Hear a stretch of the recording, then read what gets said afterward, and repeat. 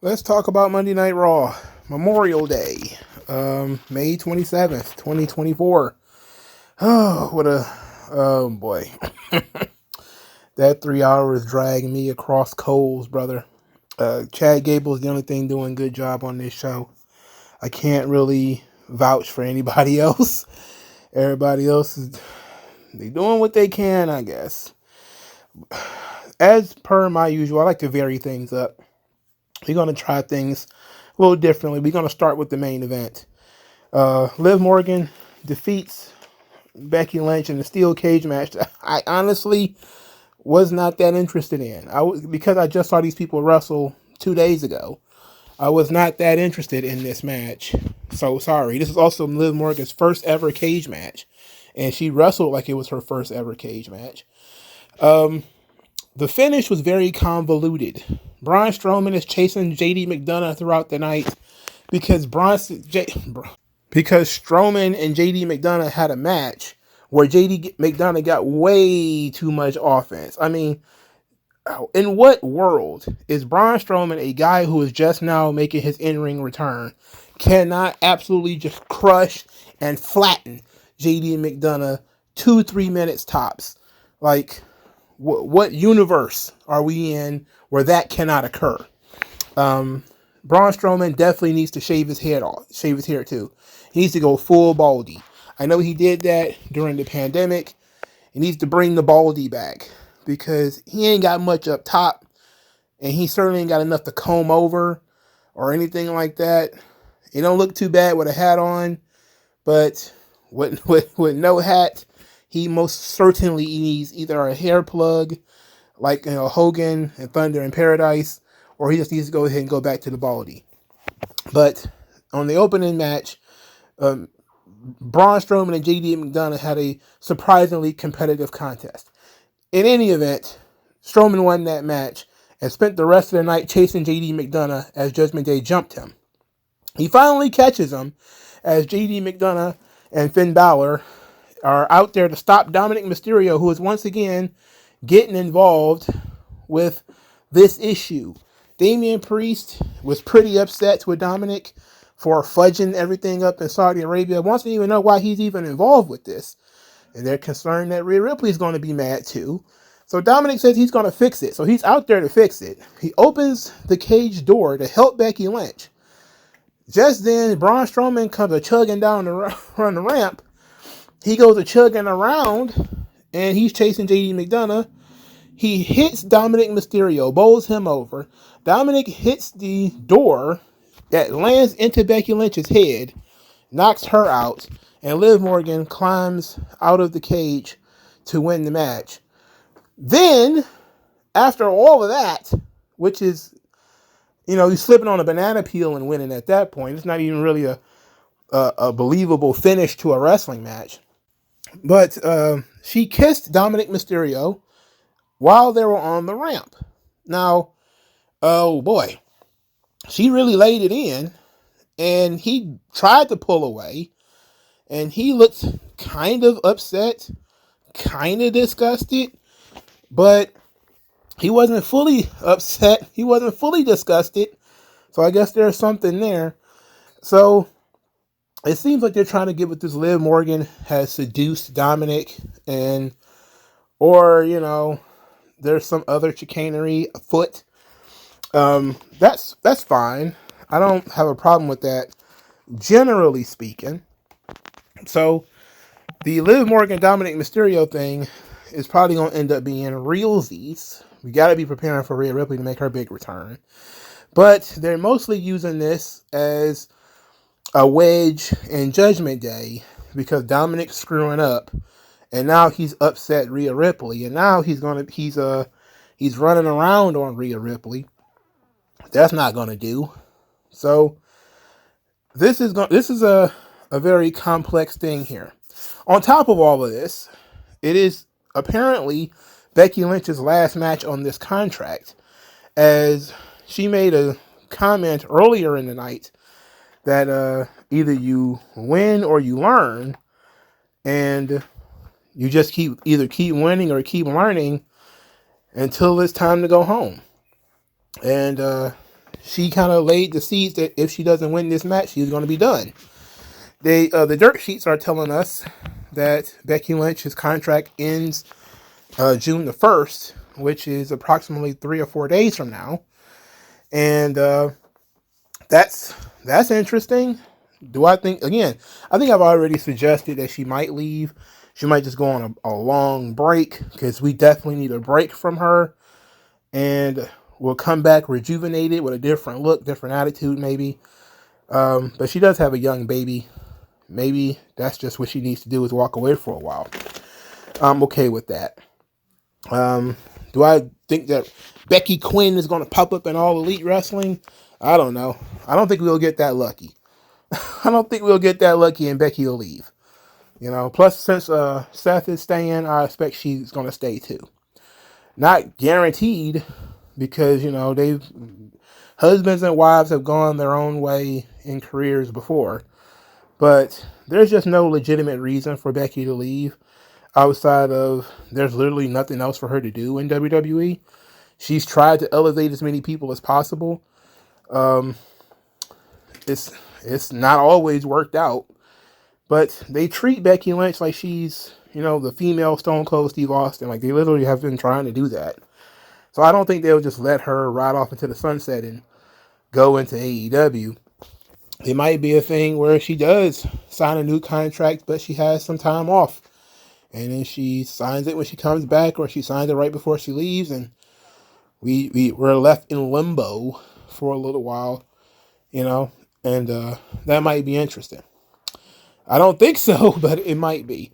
Or they might do a little slick thing where they move her to SmackDown, where she might have more matches with Bayley or something. Because sometimes they might do that whole, well, her contract expired and it's a Raw contract because she was on Raw before and all this kind of crap. So who knows? Who knows what they might pull? And to be quite honest, I'm shrugging my shoulders because I can't think of anything to do with Becky Lynch outside of throwing her in the tag team, because she hasn't done that for a long period of time. Her and Lyra as a tag team might be the best move for like a year or so to help establish Lyra. That's the only thing I can think of doing that she hasn't really done and made an impact on yet. So there's all of that. Not a huge fan of this match. Liv Morgan wins, so she got one win under her belt already, but it's clear they're not booking her strong. Like I said, the finish was very convoluted. She basically slipped on a banana peel and won, because she had absolutely nothing to do with the finish. The finish was all the guys and all of their garbage. So working backwards, Zoe Stark and Shayna Baszler are the number one contenders for the tag team championships. I wanted to Earl. Sonya Deville doesn't think they get the proper respect, wants to help them get that respect. So the League of Extraordinary Lesbians is being formed. They get confronted by Isla Dawn and Alba Fire, who I forgot they still work there, and said that, oh, you guys think you beat everybody, you ain't beat us. So that's just opening the door for you guys to lose a match next week. That was dumb. But then again, you might actually get on TV, which, literally never happens. So I guess it works out one way or the other. Next, the really good segment. Bronson Reed defeats Otis in a match I didn't really care about, but told a really good story in terms of Otis and Chad Gable and Sami Zayn and all this stuff. So Otis loses the match, mostly because he was listening to Chad Gable as he was loosening up and doing everything with his hips and all that. Out of nowhere, Chad Gable gets on the apron, distracts him, tells him to stop doing it. He ends up losing. Gable is disgusted. He's been disgusted for weeks now. He was disgusted at Tozawa for not coming to Saudi. He's been disgusted with Maxine Dupree. He is overly disappointed with Otis. So he decides he's going to have a team meeting right after Otis loses his match. So they're in the ring. Chad Gable verbally berates all of them for being losers. And he's tired of giving these guys chances. He says that Otis lacks discipline. He's going to give Otis some discipline. So he tells him to go grab the rope. And he takes off his belt. And I'm thinking, oh, we're in for it. This is about to be some really good shit. We're in for something here. So he goes to hit him. Maxine Dupree flinched first because she didn't want to miss her spot. So she kind of blew that she was going to grab him. She ended up grabbing him. The crowd was excited for that, even though, again, she kind of blew it by telegraphing that she was going to grab him. Chad Gable ejected her from the conversation, got her out of here. Then he went back to grab him again, to whip Otis again, and Sami Zayn's theme music played. Sami Zayn marched to the ring, told Chad Gable that it's his own fault that he can't win the big one, and that he needs to stop blaming everybody else. Then he asks Otis, when are you going to stop listening to Gable? Start listening to yourself. Start listening to your heart. Start listening to the people. Chad Gable is upset. He already beat Sami Zayn, so he can beat Sami Zayn. He's already won the big one. He just didn't win the title, and that was the fault of Otis. So then they start to brawl. Once Sami Zayn gets the upper hand, Otis grabs him, pulls him off. The crowd is booing. They're booing Otis. So then, once Chad Gable gets the upper hand, Otis looks like he wants to jump in, wants to do something, but he doesn't. The crowd is there, red hot. This is the only thing they're getting really excited for all night. Out of the whole show, this is the one thing that they really want, is for Otis to attack Chad Gable. But he doesn't. He just lets Chad punch Sami Zayn's brain in and just leaves him there. So Otis, they're dragging this thing out even longer by, the crowd is ready for Otis to make the turn. They're ready for Otis to break free from this, but they're not ready to punch that ticket yet. I really like this segment. I wish they would have let Otis get whipped. It would have been good sympathy, and it would have really sped up the process of Otis turning. Now, it just seems like it was something that Chad Gable threatened to do, that he could always say he wasn't really going to do it. He was just testing Otis and all this kind of stuff. But I understand that if they had Otis get whipped, it was going to be a necessity that Otis turn almost immediately after being abused. But he's already been slapped 2 or 3 times. You can't just have this guy keep sitting around getting slapped. You got to move this thing forward at some point. And this was a nice escalation. But they should have just went on ahead and turned him. I don't see Sami Zayn losing the championship anytime soon. So I don't really get why he's still involved with this. These guys, he should just let Otis handle this himself at this point. There's no conversation at all that Chad Gable is still a contender for the title. So I don't know. I don't know why we're still involved with this. It's beyond time for more people to be involved in the Intercontinental Championship. It's just been Chad Gable for the last, I don't know how many months. And Bronson Reed, who clearly isn't going anywhere. Clearly it doesn't care. It's not cared about. He beat Otis and then it promptly disappeared from the story. Didn't come back to beat up Sami Zayn or nothing. He just vanished. He's gone. I don't get it. I don't understand why he's around. Nor do I even understand his purpose in life at this point. So Lyra Valkyria defeated Kairi Sane. The match was okay. Kairi loses as she tries to end Sane's elbow, but Lyra gets her feet up, lands a crucifix pin. I actually like Kairi's new theme. It's one of the few times where a new theme is actually not bad. Kairi usually doesn't wrestle by herself, but Asuka's down and Io is backstage, so she was left to handle this by herself. Even though, Dakota Kai was with her, she was mostly alone. This thing could have been better. I don't understand why Kairi Sane is always losing. I mean, I know she's tiny, but Jesus, she got to have some legitimacy at some point, right? And I don't understand why Lyra Valkyria is even wrestling on this show, considering she got crushed in Saudi Arabia. 280-pound girl just fell on your rib cage. You might want to take some time off. And in storyline, you might want to have somebody sell that rather than she fights through it and wins. Because, you could tell the story of, my bruised ribs and all this kind of stuff. And then that opens up an opportunity for somebody else to come in. If you want to use Isla Dawn or Alba Fire, how about you use them in a situation like this where you done squashed this girl and now somebody else has an opportunity to open. I'm not saying they should wrestle Kairi Sane, because I don't know whether those girls are heels or baby faces, because they don't even function on the show anymore.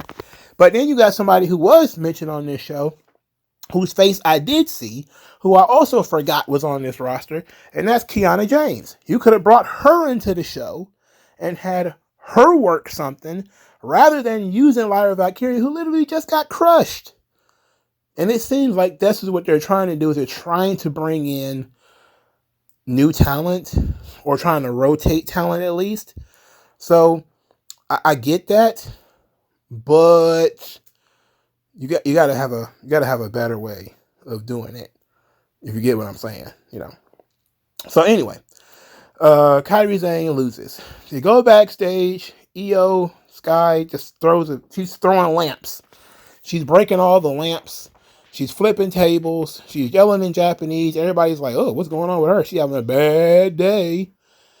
And it's her frustration at Lyra Valkyria, clearly, as Lyra has beaten 3 of the 4 members of Damage Control, if I remember correctly.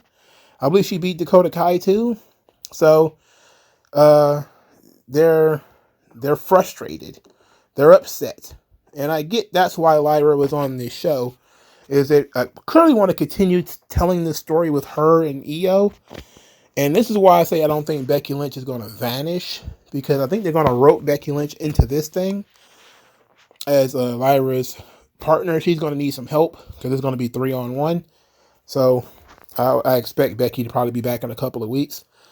So Io is upset. She's slamming stuff, breaking stuff. I liked her raging out. That was fun. But other than that, it's just normal girl segment. Carlito wrestled Rey Mysterio and was defeated. Earlier in the night, Damian Priest is giving Carlito hell. He doesn't think he's part of Judgment Day. He's not.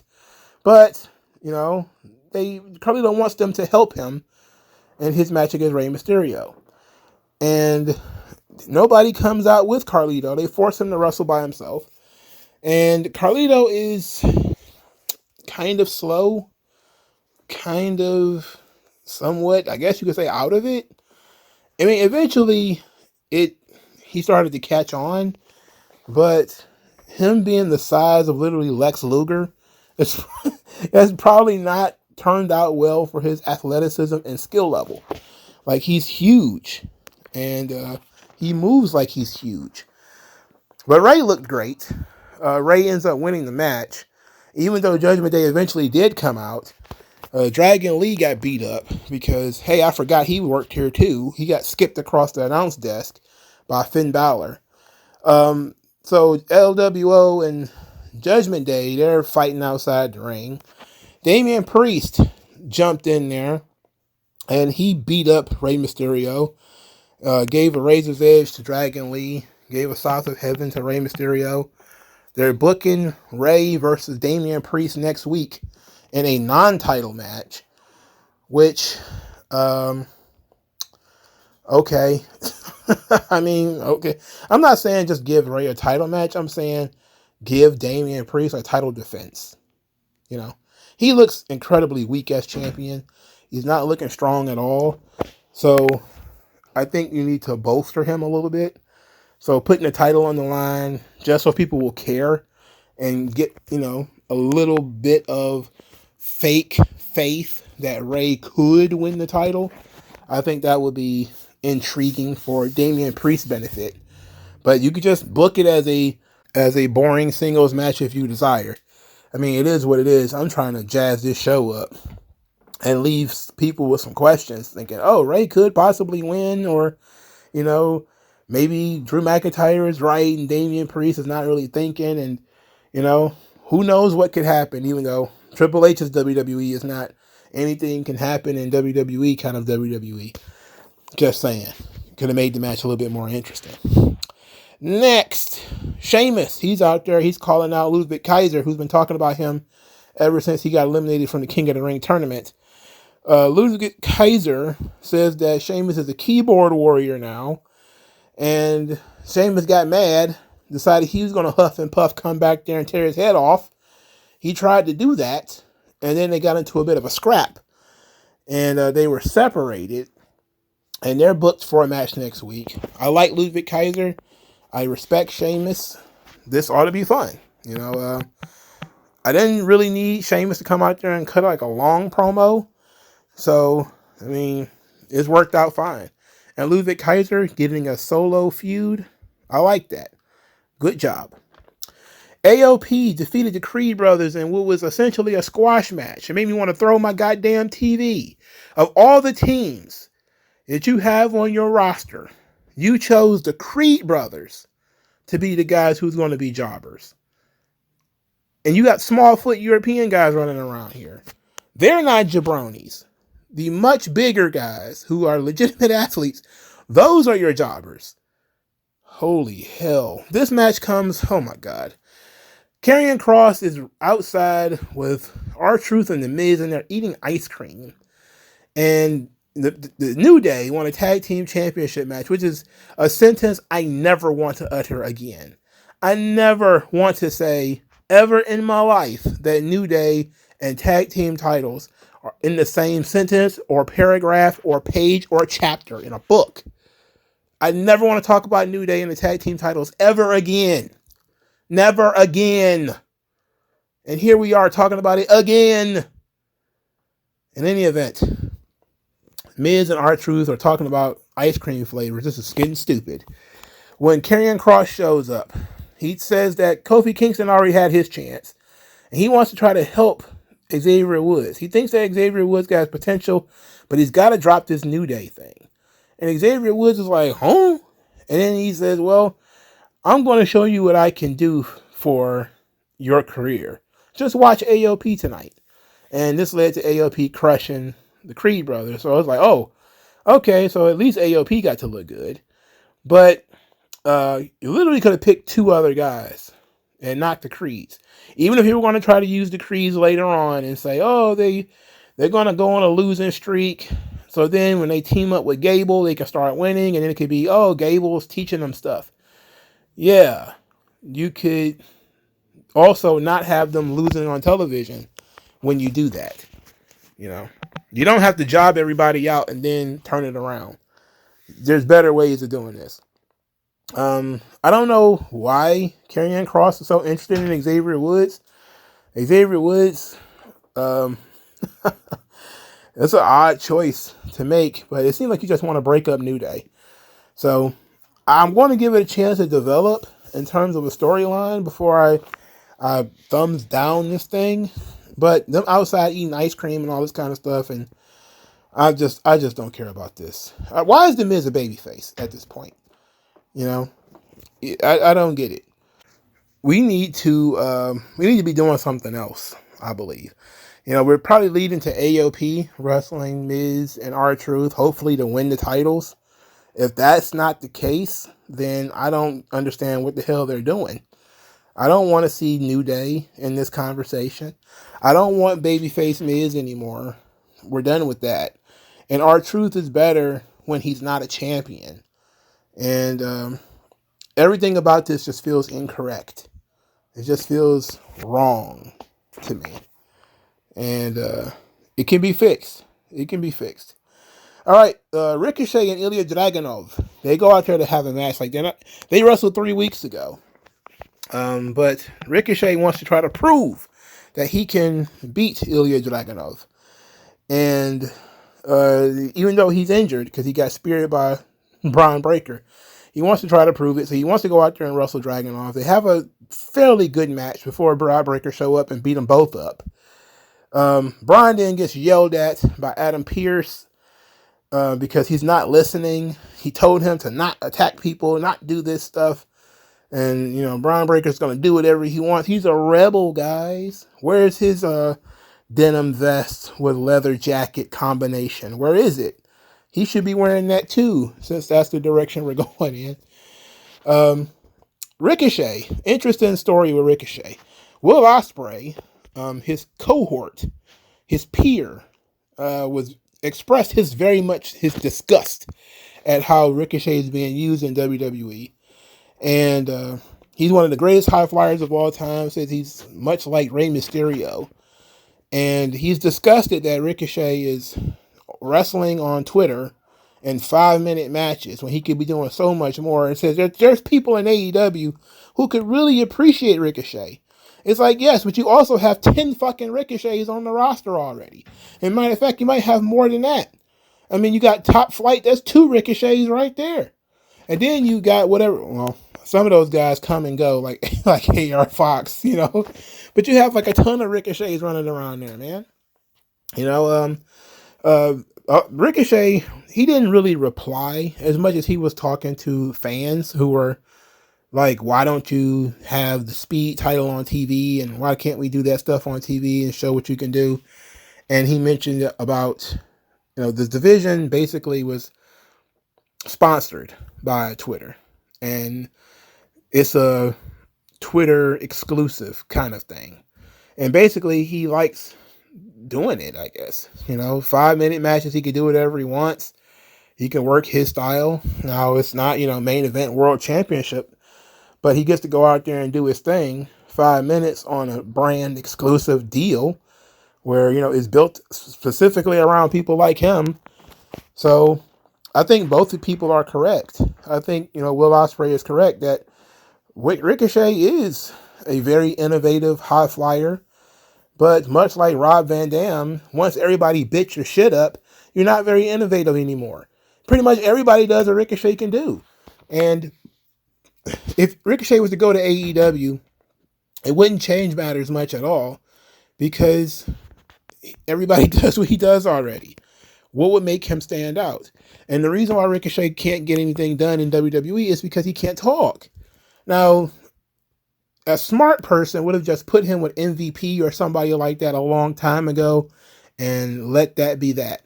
But WWE, even Triple H, is like kind of like, nope, we're not going to do that. Nobody ever complains about his in-ring work. Everybody knows what he can do in the ring. The issue is just going to be, can he get over? Can he make people feel? And that's the issue. He can't get people to feel. He's an action wrestler. He's a flippity-doo-dah, jump all over the place kind of wrestler. He can't get people emotionally invested in what he's doing. So they put him in the action-based division. Here's where we're going to do all our cool camera angles, and you could do flippity-doo-dahs over the top rope and 360 DDTs and all this kind of garbage because nobody cares what you do on Speed. And you could say that that's terrible, it's bad, he should do that for 30 minutes. It's like, he does everything that he knows how to do in 5 minutes. He literally can. So, what do you need 30 for? If you watch that match with Johnny Gargano, you pretty much saw every single thing Ricochet can do at his more advanced age. Because I know when he was younger, he was doing a lot more. But people feeling sorry for Ricochet, stop it. He's making a ton of money. I do believe he will eventually get to the top. I know that really bothers people. But Triple H likes the Littlefoot guys. And I think once he finds something that makes Ricochet work, he's going to push Ricochet up the card. He definitely had no chance under Vince. He has some chance under Triple H. Dragunov. Who knows what he's doing with that guy now? He brought him back. Well, he brought him to the show, and basically he's just wrestling. He's already wrestling rematches. He's already working rematches. So they should tell you what's going on. Braun Breaker, okay, I don't get it, and it is what it is. All three of these guys are seemingly lost with no direction, but they're trying to force this issue that Braun's this destroyer. But I don't understand why he's focusing on just these 3 people. And I guess eventually he's going to beat up Adam Pearce, which, if they're going to go that direction, that might be fun. If it's just going to be Pierce berating him every week, that ain't going to be fun. Eventually, he's got to spear Adam Pierce, right? He's got to in order to get over. So the opening segment for the show featured Gunther, Ludwig Kaiser, Damian Priest, and Drew McIntyre. It was Gunther's inaugural King of the Ring address, where he talked about raising the prestige of the Intercontinental Championship and raising the prestige of the King of the Ring. And now he's going to raise the prestige of the World Heavyweight Championship. And by saying that the current champion, takes shortcuts. So Damian Priest came out there, cut an absolutely terrible promo. He is not good. He is bland. He is flat. There is no emotion in what he is saying. But basically saying that, oh, you talk about taking shortcuts. You didn't beat Randy Orton. And everybody's kind of like, I earned this match. I earned the title because I earned the briefcase. Don't you know how this works? And everybody's like, don't you know how this works, Gunther? I could give you a lesson. Everybody's like,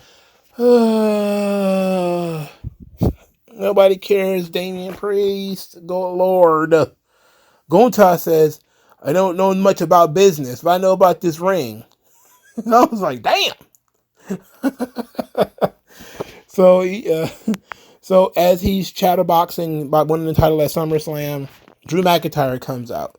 So at this point, Kaiser's already gone. Now Gunther leaves, and Priest and McIntyre are in the ring.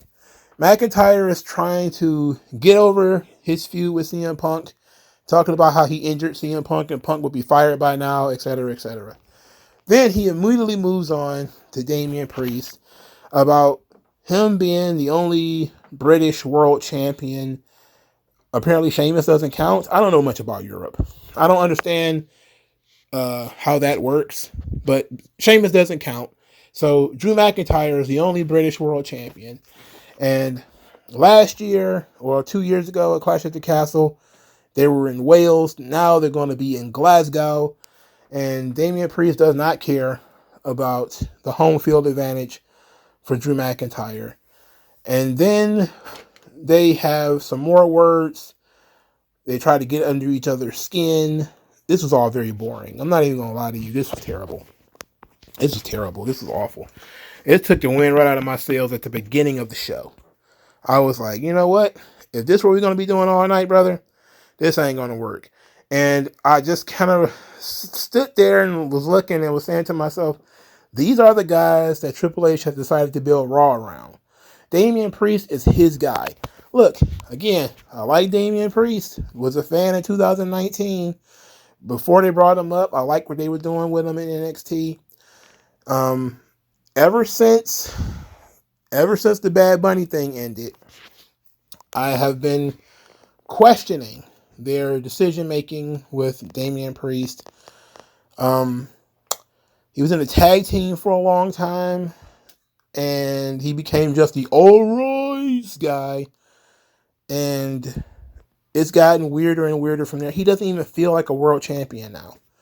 You know, it feels like Gunther would be doing us all a favor by beating Damian Priest and taking his belt. But it also feels like Drew McIntyre will be doing us a favor by beating Damian Priest and taking his belt. This is a flop, this title run. And I think it's a little quick to go ahead and stamp it as a flop. But this thing doesn't feel like it's going to get any better from this point forward. This thing is not working. It probably was better off giving the belt to Finn Balor. You know, because at least I think he would be biting into this kind of thing. I think Damian Priest is lost. I don't think he's getting it. And I don't think the company is that much behind him. You know? He's not in the top story, not in the top angle. He's not even opening the show anymore. They're treating him worse than, Swerve and AEW. He's getting treated like garbage. This Raw was not good. It was not good. It was very dry. But they're planting some seeds. The pay-per-view just ended. They're going to plant some seeds for the future pay-per-views. So that's what this was about. But let me know what you guys think. And I'll talk to you guys later. Peace.